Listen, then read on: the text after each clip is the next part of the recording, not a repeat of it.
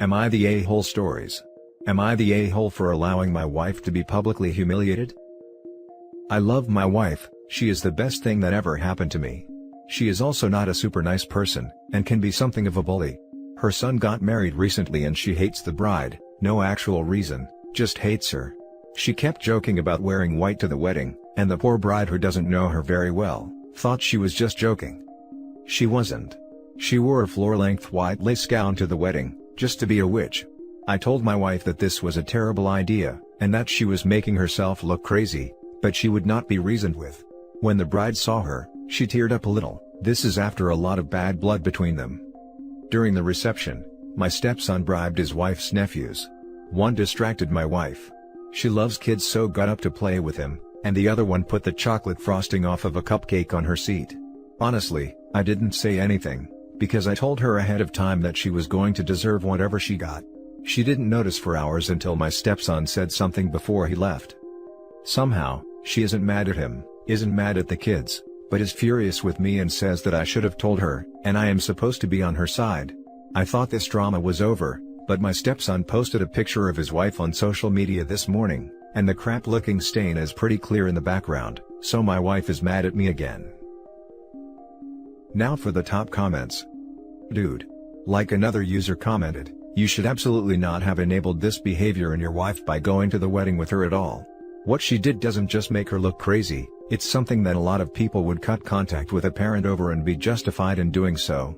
The woman needs therapy, and it sounds like you do too. Not the a-hole for letting her dress get frosting on it. But you're the a-hole for not actually standing up to her at all, and leaving the responsibility on literal children to put a grown woman in her place. Like Jesus Christ, man, you say the bride almost started crying at her own wedding as a freaking throwaway line. Where is your empathy and compassion? You stop standing by your partner when they do bad stuff like ruining someone's wedding day for no freaking reason. Where's your empathy and compassion? If he had empathy and compassion, he wouldn't be married to someone like that.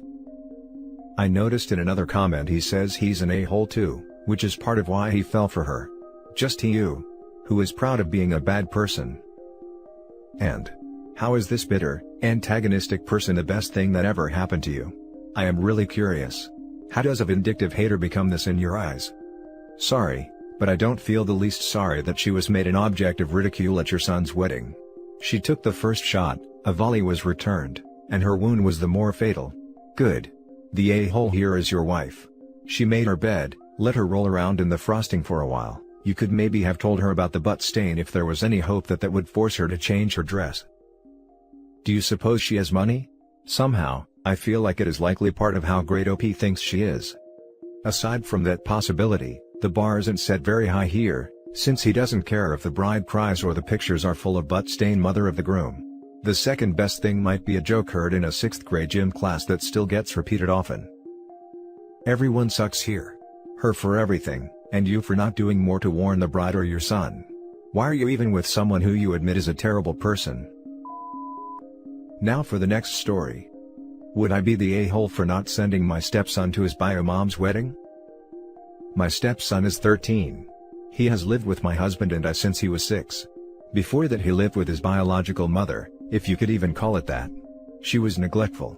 Her apartment was so disgusting that you could smell it from down the hall. Mostly, she would drop him at our place and pick him up 2 weeks later after many excuses about why she couldn't pick him up when she was supposed to, only to drop him off 2 days later. Rinse and repeat for about 3 years. The year he turned 6, she moved him across the country with no notice. We did our best to keep in touch with him, and when we found out she hadn't put him in school yet because he needs shots and I can't afford them, we were livid. He had medical insurance which would have covered any shots he needed. She just didn't want to put in the time to take him to the doctor. My husband hounded her until she decided to send him back to live with us full time. She moved him away in July. He was back with us and in school by November of the same year. We have had him ever since. This woman has had nearly zero communication with him since then. There was one spring break that she had him come visit, and one phone call a few months after that, and both of those were when he was 6. He has not talked to her since then. We send pictures and updates about every 3 months but she never comments on them or asks to talk to him. We have asked him and he said he barely remembers her. Now suddenly, out of the blue, she wants him to come to her wedding this April. She's upset that we will not send her child across the country to a place full of strangers for a week. Especially since we will be on our own vacation for spring break that same week, which we've had planned for months. Would we be the a-holes for not sending him to her wedding? Edit: yes. We've asked him. He doesn't want to go to her wedding because he doesn't know her. She is a stranger to him. Now for the top comments.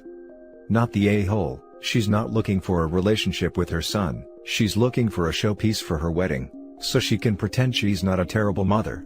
Enjoy your trip with your family and ignore her. Precisely. Sending him would not be healthy, nor would it make him happy, quite the opposite. Not the a-hole, and please stick to your guns about not sending him. Not the a-hole. She just wants to show him off. Go on your family vacation and ignore her. Which is exactly what she'll do to her son for the week he's there, apart from a few photos on her wedding day. He doesn't even want to go, so it's a moot point anyways. He's old enough to decide for himself. I wouldn't want to spend a week with a bunch of strangers. Not the a-hole.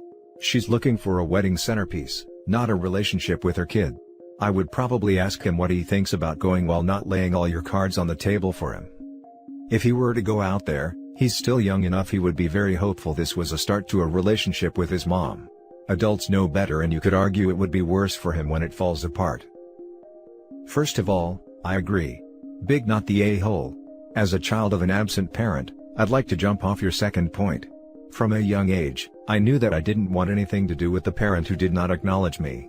It's a sentiment that I have shared with every other person I've known in the same situation. I think it's a bit of a misconception that kids are eager for the love of a parent they don't remember.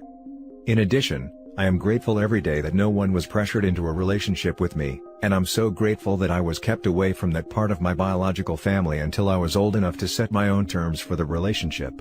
It won't work for everyone, but I think sending this kid to be alone with his mother, whatever the circumstances, would be a scary prospect. Considering she has been neglectful in the past just makes it all the more risky for his emotional and physical health.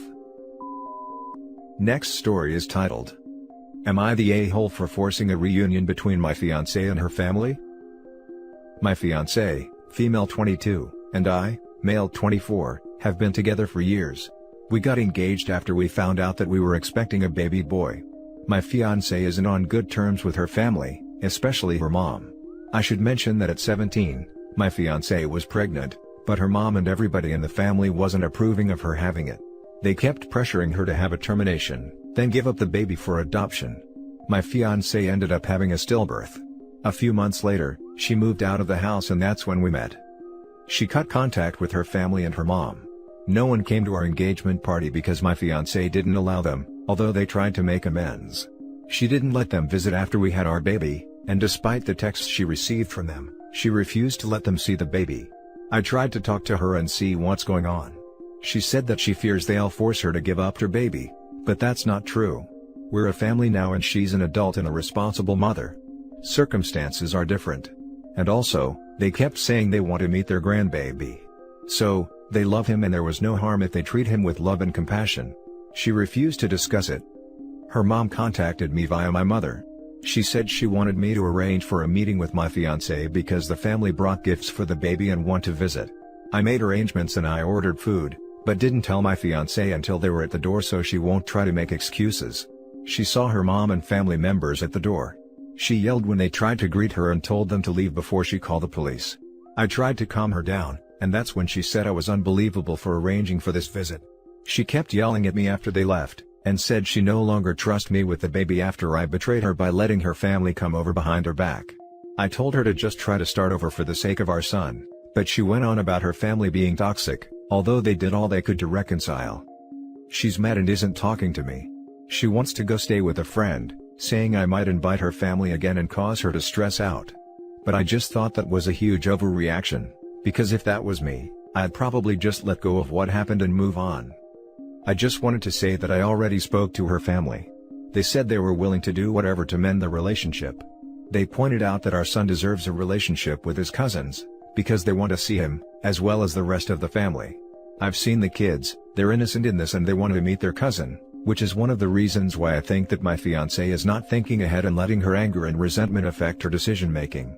I suggested therapy, but still won't accept it. You're the a-hole. Holy crap, what a massive betrayal. Check yourself immediately and stop second-guessing your girlfriend's legitimate and founded belief that her family doesn't wish her well. Totally. It is quite possible that OP's girlfriend feels that her family's stressing her out had something to do with her first child's stillbirth.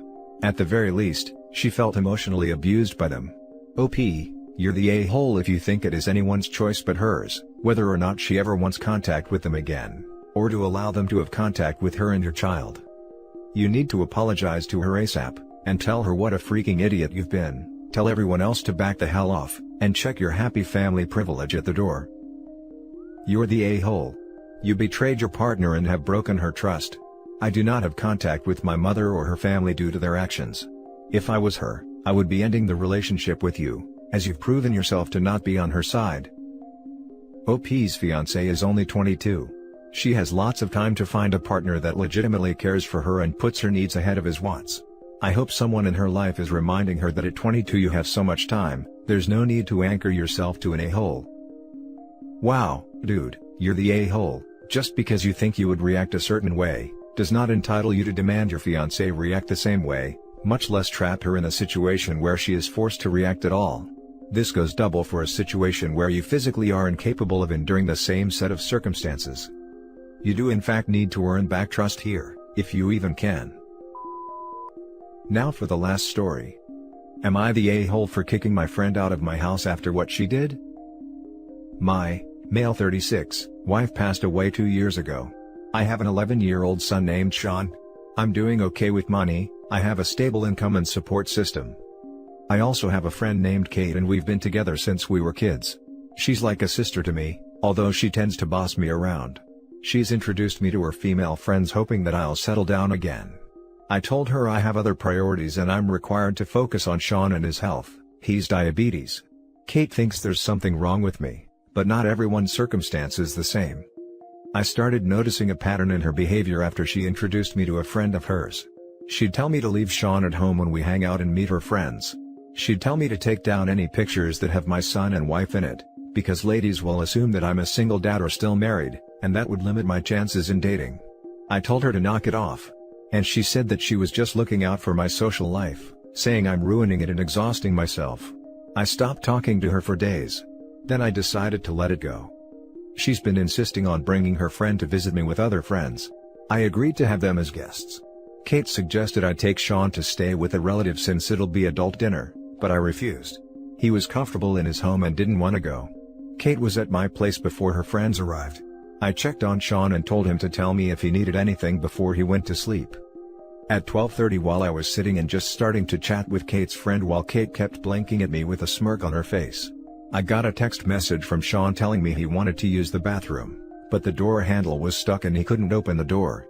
I went upstairs to check and Kate followed me. I found that the door was actually locked. I was confused. I asked Sean, and he said he didn't lock it. I started looking for the key. That's when Kate quietly handed it to me saying she took it. I was stunned. I opened the door for Sean and I asked her why she locked the door. She said that lied to her friend about me not having kids and didn't want her to see Sean. She said it was no big deal since he was sleeping, but I was furious. I started yelling at her as she kept shushing me. Everyone started leaving after I yelled at Kate, and cussed her out for doing this. She blew up after her friend left, and said I was an idiot because most people don't mention kids until after months into dating. And that I didn't deserve her help to move on when she thought I was a decent sane person. I called her stupid and told her to get out of my house. She told me to wallow in my misery and left. Then her friends kept blaming me for making a scene and treating Kate like that, especially since she cooked dinner and helped a lot. Now for the comments. What the actual hell? Not the a-hole, and you won't find anyone saying otherwise. Who locks a kid inside a room? And behind their parents' back too?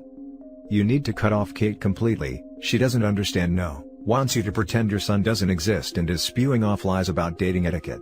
You absolutely need to disclose if you have children or not from the beginning. She told me to wallow in my misery and left. No friend says that. She's the miserable one. Focus on yourself and your kid and do whatever is best and comfortable for both of you. Not the a-hole. The fact that a friend locked your son in his room cause they lied about you having a son, is straight BS. That's not a friend, and obviously you aren't the kind of person to hide your son, for any reason at all. That just proves how selfish and inconsiderate that friend is. Once you're ready to date, you will. And when you do, it'll be with someone worth you and your son. Point blank period. Not the a-hole. She basically wanted you to pull a bait and switch on any prospective partners, and we all know that's an a-hole thing to do. These girls are supposed to be friends of hers too, lol. I can't imagine how that worked out in her head. Not the a-hole. I'm sorry for your loss. What Kate did is inexcusable. She literally locked your child in their room in their own home in a bid for control. Absolutely not. You need to burn the whole damn apron, not just cut the strings. What if there had been a fire? Cut Kate out of your life for good. Endangering your child's welfare is not a way to help you or move on from your wife's untimely passing. I just reread, the child is diabetic by the way. Like, what? And that's it for this video guys. If you have thoughts to share, leave a comment below. Don't forget to hit like and subscribe if you like this content. I'll catch you in the next one. Good day everyone.